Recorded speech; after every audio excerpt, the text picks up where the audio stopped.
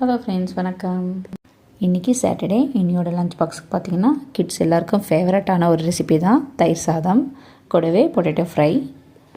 Potato ஃப்ரைக்கு பார்த்திங்கன்னா உருளைக்கிழங்கு ரொம்ப குட்டி குட்டியாக சாப் பண்ணிக்கிட்டேன்.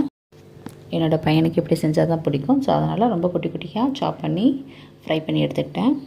இந்த பொட்டேட்டோ வறுவல் ரெசிபி நம்ம சேனலில் இருக்குது, டைம் இருக்கும்போது பாருங்கள். இந்த மெத்தடில் செஞ்சு பாருங்கள். கண்டிப்பாக கிட்ஸ் எல்லாமே ரொம்ப விரும்பி சாப்பிடுவாங்க.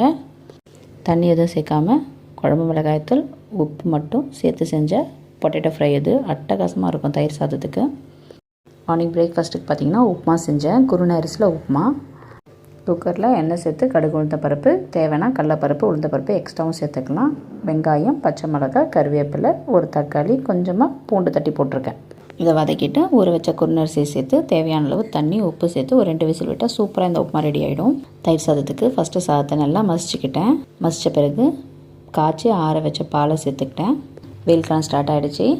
தயிர் கொஞ்சமாக சேர்த்து பால் அதிகமாக சேர்த்தாலே மத்தியானம் சாப்பிடும் போது கரெக்டாக இருக்கும். கடுகு, உளுந்தப்பருப்பு, கொஞ்சம் கருவேப்பிலை, காஞ்ச மிளகாலாம் சேர்த்து கூடவே பெருங்காயம் சேர்த்து தயிர் சாதம் தாளிச்சிட்டேன். ரொம்ப கிரீமியான தயிர் சாதம் சூப்பராக ரெடி ஆகிடுச்சு. லஞ்ச் பாக்ஸு செம்ம சூப்பராக ரெடி பண்ணிட்டேன். யாரோட கிட்ஸ்க்குலாம் ரொம்ப ஃபேவரட்டான லஞ்ச் பாக்ஸ் இதுன்னு சொல்லிட்டு கமெண்ட் பண்ணுங்கள். வீடியோ பிடிச்சிருக்குன்னு நினைக்கிறேன். வீடியோக்கு லைக் போடுங்க, சேனலை சப்ஸ்கிரைப் பண்ணிக்கோங்க. சேனலுக்கு வீடியோஸ்லாம் பாருங்கள். குருணை அரிசியில் செஞ்ச உப்புமாவும் செம்ம சூப்பராக அட்டகாசமாக ரெடி ஆகிடுச்சு. கரம் மசாலா கொஞ்சம் டேஸ்ட்டுக்காக சேர்த்துருக்கேன், அதனால தான் கலர் இப்படி இருக்குது. அடிப்பிடிக்காமல் உப்புமா உதிரி உதிரியாக சூப்பராக ரெடி ஆகிடுச்சு. தேங்க்யூ.